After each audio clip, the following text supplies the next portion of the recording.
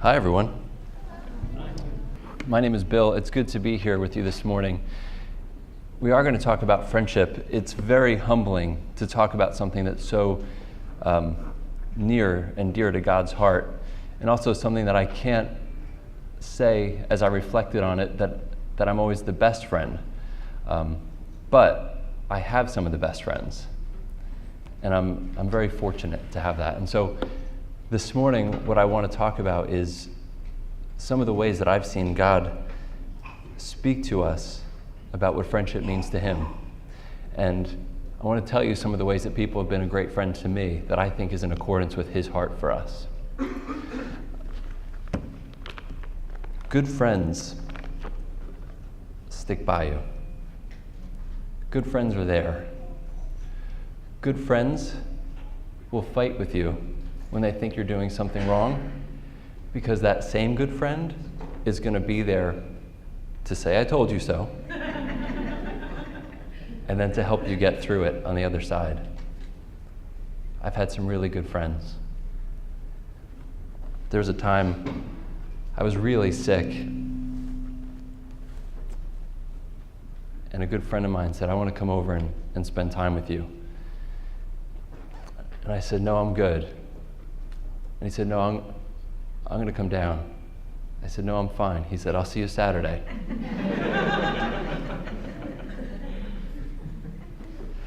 I tried calling him that day saying, "I'm really not up for it." He's like, "No problem, we're just going to watch a movie."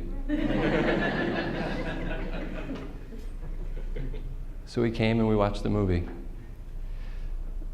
The thing is, halfway through the movie, I had to pause it because I just started crying.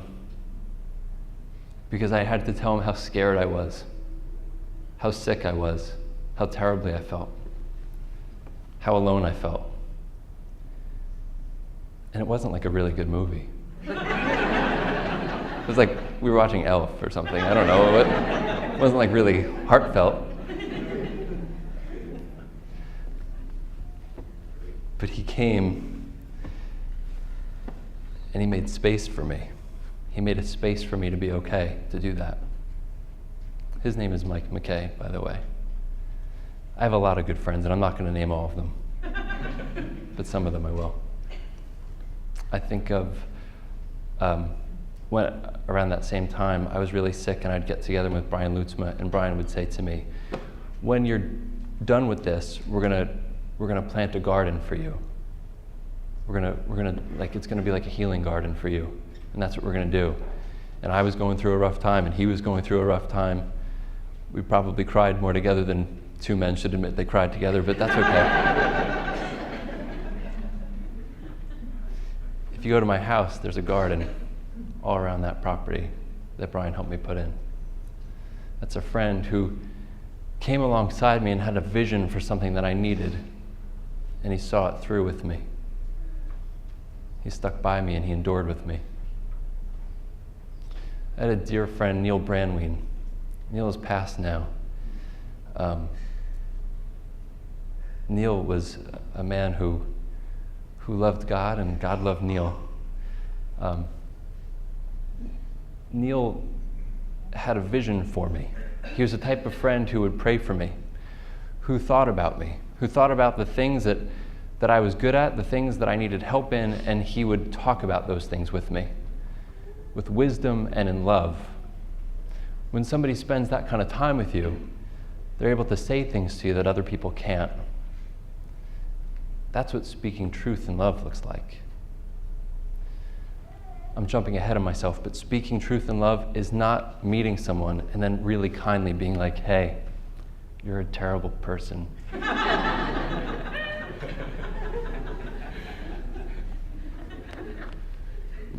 Love, and more importantly, friendship, is the context where you can speak truth with one another. We've been talking about relationships, and relationships are important. They're so important, but God says some things that are startling.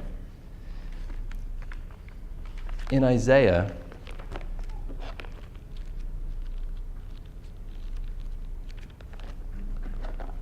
listen to this.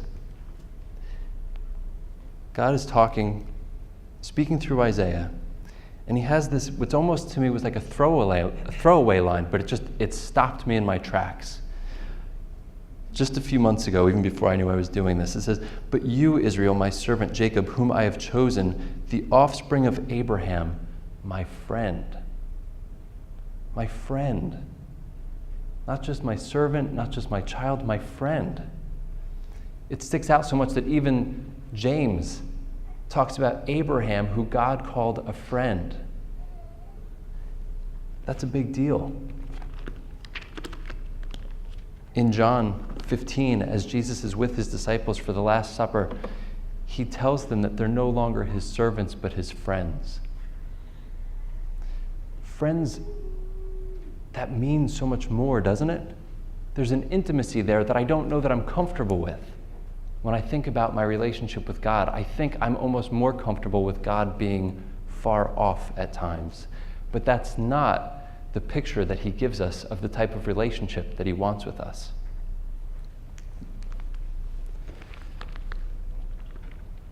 Do you guys want to hear the verse that scares me? Terrifies me. Want to do it? Yeah, sure. All right, let's do it. Matthew 7.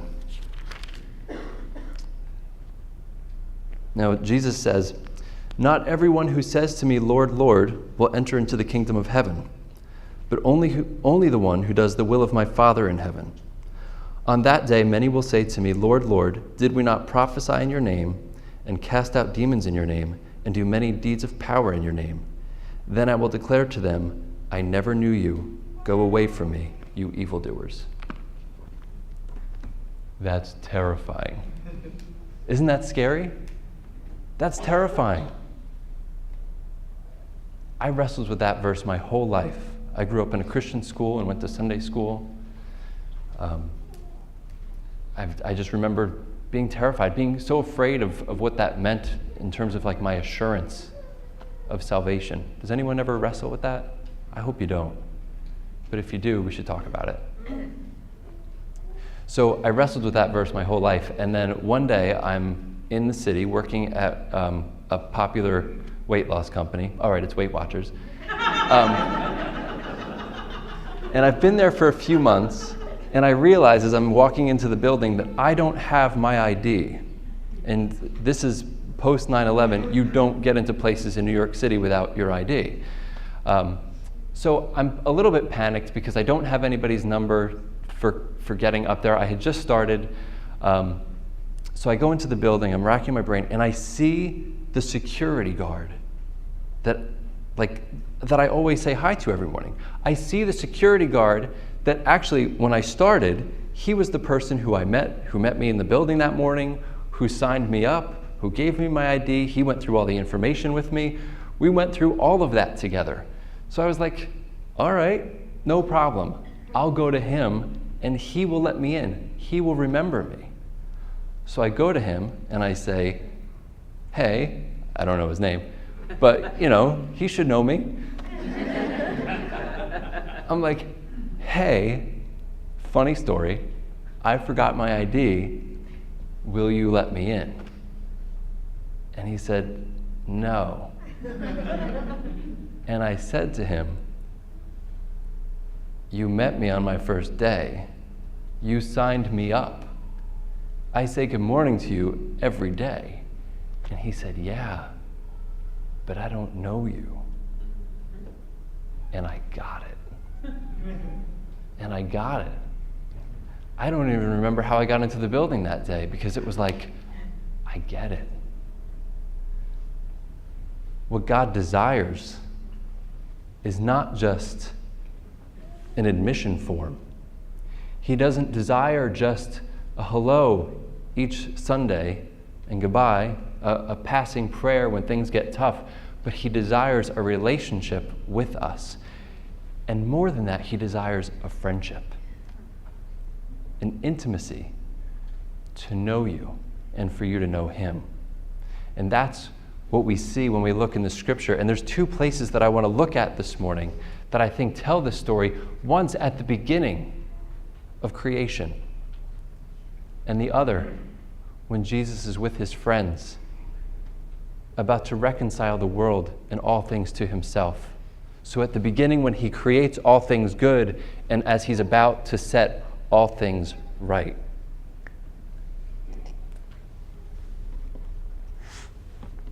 In the beginning, God creates the heavens and the earth is without form and void, and darkness is over the face of the deep, and the Spirit of the Lord moved over the face of the waters. The words that you hear are void and darkness and deep waters. Those words would be known to the readers of this, and probably even to you now, as not hospitable. This is not the place where you and I do well. God creates everything, but it's not ready for us yet. And what he begins to do in the verses that follow is he begins to separate things. He begins to make space. He separates light from darkness, land from sea. He creates a place where it's safe. He even creates a garden. When I think about friendship, and this is the first thing that when I think of all the friends who have done so much for me, and when I think about the relationships and the friendships that are closest, the first thing that I see is we create space for one another. I create a space that's safe for you. I create a space that welcomes you in as you are. That is how God starts his creation, by making space. And as I think about, again, the friends that we need to be to God and that we want to be to one another, I want to encourage us to start making space for our friends. And by the way, when I say friends from here on out, I mean God in that too. I mean making space for God, making space for one another. Because that's where friendship is going to happen. And it's through friendship that the life and work of God is going to happen. We make space. We make it okay to be where we are. How do you respond if you sit down with somebody who you know immediately doesn't accept you? It's a trick question because you just don't sit down with that person. Right? That is not where you begin. For anyone who's here this morning, we hope that as you come into Park Church, that you feel welcome as you are. Welcome to be where you are with the struggles that you have, because we think that this is where you're going to get to meet God as a friend. What we notice then as God continues to create is he not only creates a space for us, but he creates people. And he creates people, and he also creates space between them. See, individuality matters to God. Do you see that? Do you see that he creates two people, and there's space there?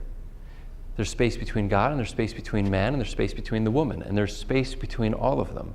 In fact, Adam, at one point, God says, "It is not good that man should be alone." There was space there. He was alone. And that space that's created, that's okay. It's good. But do you know, like fire and like water, anything of too much, anything, too much of any one thing could be too much, right? Fire, wonderful. I was cold this morning, I wanted a fire. Water, need it. A good friend, Josh Bova, I leaned over to him 30 seconds before I came up here and I said, "I need water and I didn't plan for this." And you saw him running for me. The fire can burn you. Water can drown you. Space can be lonely. When sin entered in, there was a brokenness that happened. And that space that was so good, that space that leads us to our individuality, that lets us be who we are and contribute what we individually have to give, that space became too much. The space started to weigh down. Do you feel that? Do you ever feel lonely? Do you ever feel the weight of your solitude? I think some people feel that more acutely than others. I think I'm someone who tends to feel lonely at times. I think it's one of the reasons why I like when I'm with people for them not to feel lonely. I want them to feel like I'm present because I think that makes me a better friend. And it's hard to be present, but I think it's required. And I think with that space that I just talked about, that's the space that sin brought, and that's what brings us into what Jesus did for us as friends. That's why God needed to come and reconcile the world, because there was too much space and we did a weird thing with it. Even though we felt lonely and more alone, we don't welcome people. We close off. It's odd, even when we do come together, our first inclination is to build clubs and to build walls that leave people out. And that's not right. That's part of the sin. That's part of the brokenness that we do. And that's not what God's plan was. God had a plan for his people to live in community, in friendship with him and with one another, and then to go and be fruitful and multiply. See, as a friend, God had a vision for what we were going to be and what we were going to do. I think having a vision for your friends, that's like high-level friendship right there. That's like you're doing the work. But it's so good. If you have a spouse, start there. If you have a best friend, start there. Pray for them. Ask God what God wants to do in their lives. Do you see what kind of job they could do? Do you see what they're good at? Do you know that they have a dream that they're not pursuing, that maybe they need a push, maybe they need to be encouraged in? Those are things that you can do. Is there something that you just see them stumbling over time and time again? Go to them with it. Again, truth and love. Love being the context of your friendship. Those are the things that you're able to do and bring. And God had that plan for us, that we would be fruitful and multiply together. And again, that brokenness came. And so, as I think about Genesis, then I jump to what God did in Jesus and through Jesus. And in chapter 15, verse 12, again, I'm going to read this and then I'm going to kind of jump around in different scriptures here. It says, "This is my commandment, that you love one another as I have loved you. No one has greater love than this, than to lay one's life down for one's friends. You are my friends if you do what I command you. I do not call you servants any longer, because the servant does not know what the master is doing. But I have called you friends, because I have made known to you everything that I have heard from my Father. You did not choose me, but I chose you, and I appointed you to go and bear fruit, fruit that will last, so that the Father will give you whatever you ask in him in my name. I am giving you these commands so that you may love one another." Then again, sorry, let me read it from here. You just hold on and sit quietly while I wait and do this. Good job, everyone.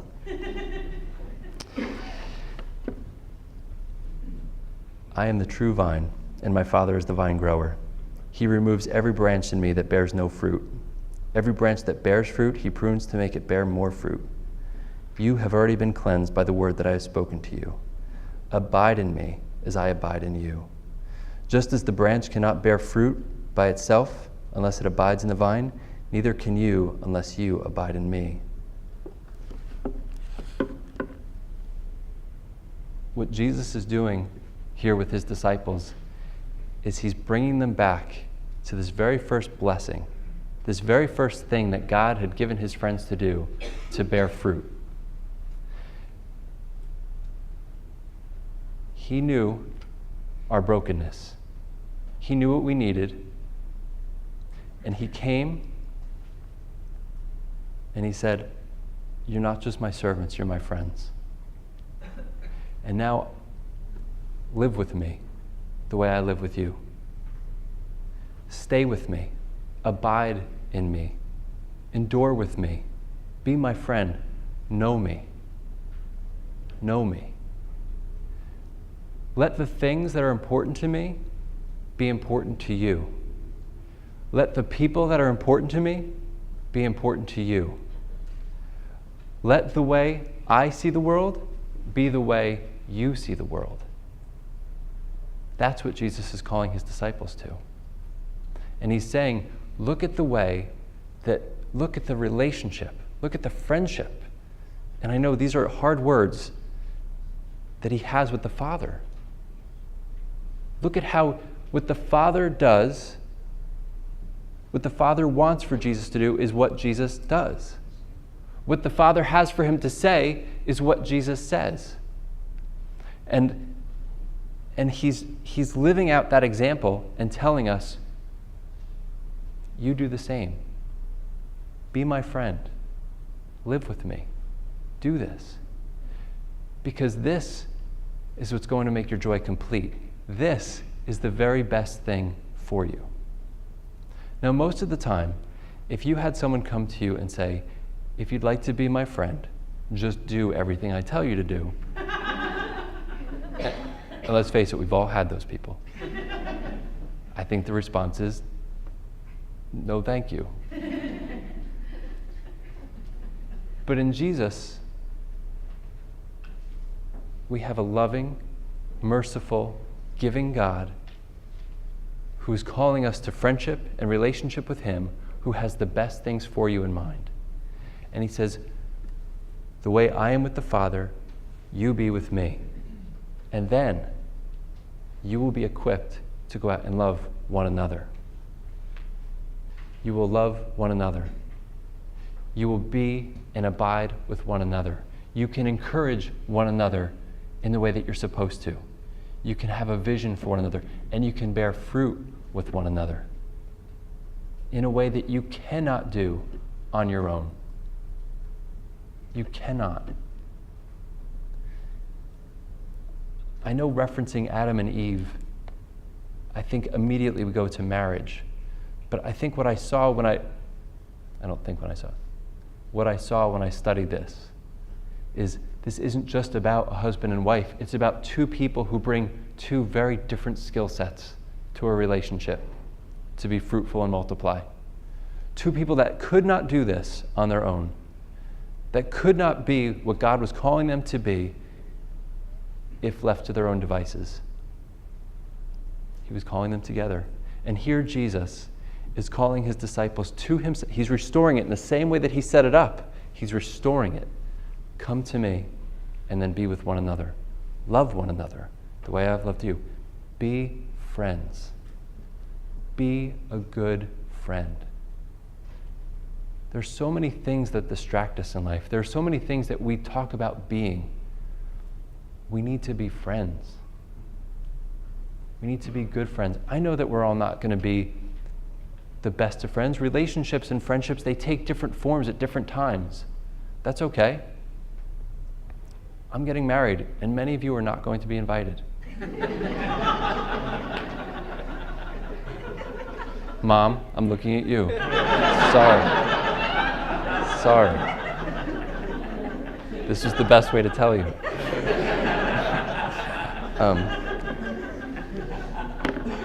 Relationships are different though, right?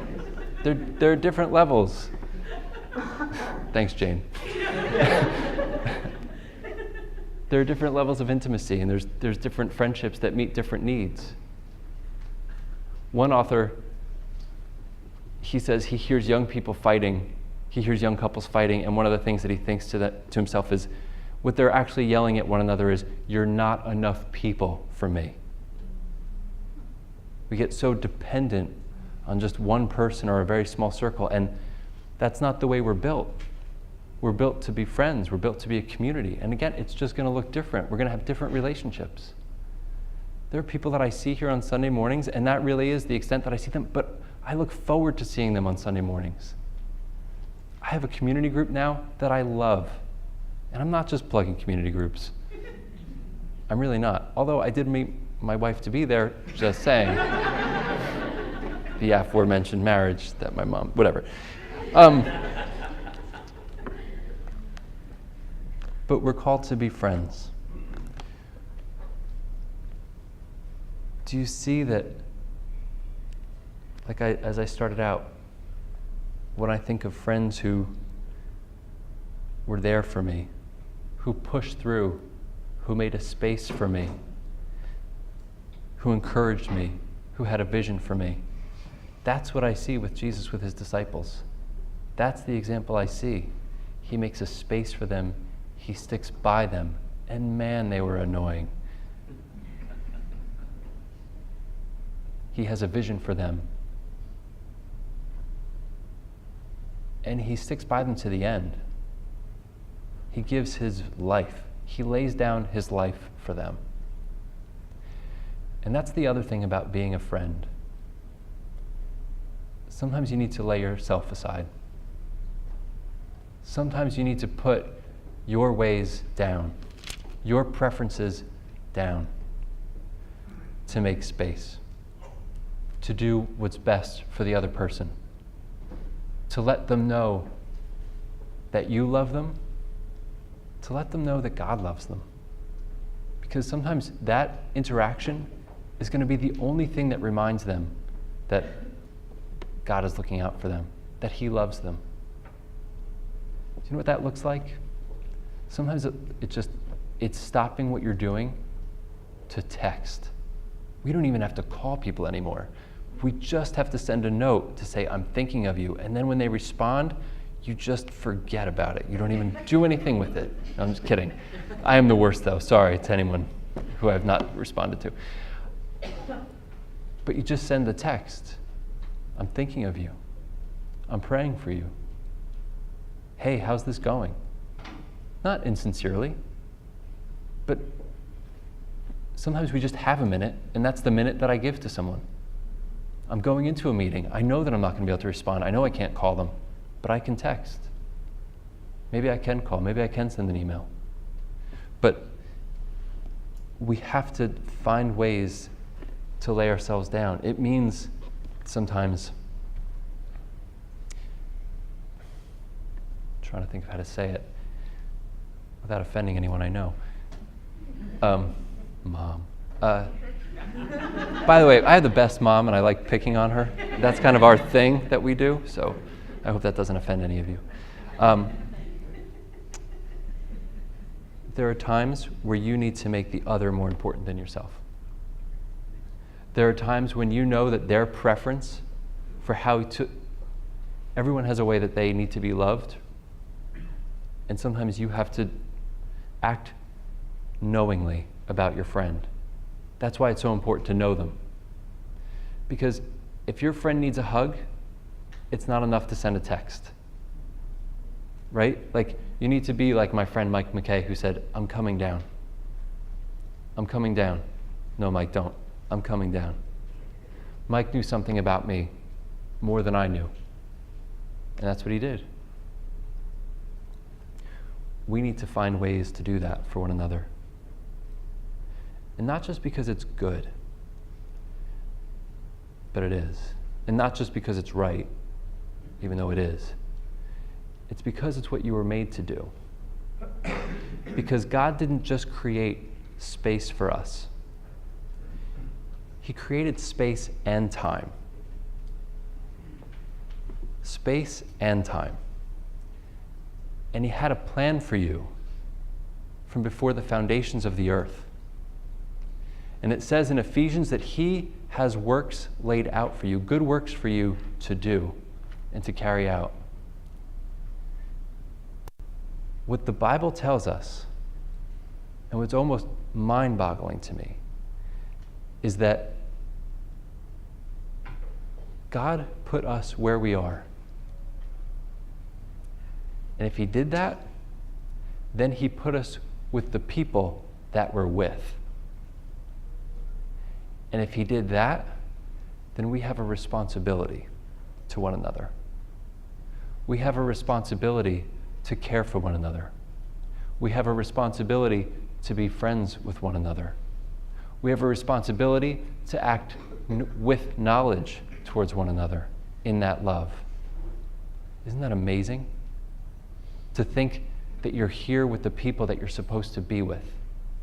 To think that God is bringing you and calling you into the community that he has preordained for you. That's what we say every week when we welcome you here. We say, welcome. We believe God brought you here. That's not just lip service, that's what we believe. But what do you do with that? What do you do with that? What do you do with your family? What do you do with your friends? Do you take the time that you're supposed to with them?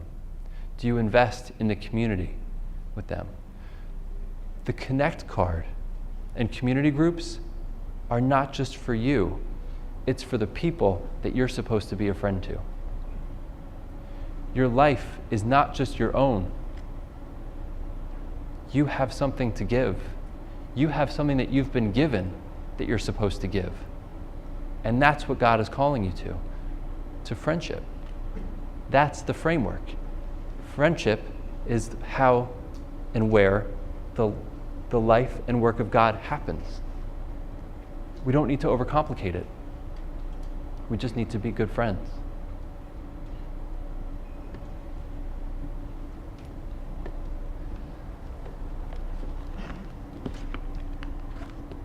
I'm going to pray. Lord, thank you. Thank you for the way you've made space for us. Thank you for how you have a vision for us. Thank you for how you've given us one another. We ask that we would be the friends you've called us to be, the friends of you, the friends to one another, that we would be an example to the world of what your love would be and can look like. God, be with us now as we go from here today. Help us to see where we have a responsibility for others. Help us to see where we can make space. Help us to see how we can care. Help us to put ourselves aside so that we can be the friends you've called us to be. In your name, amen.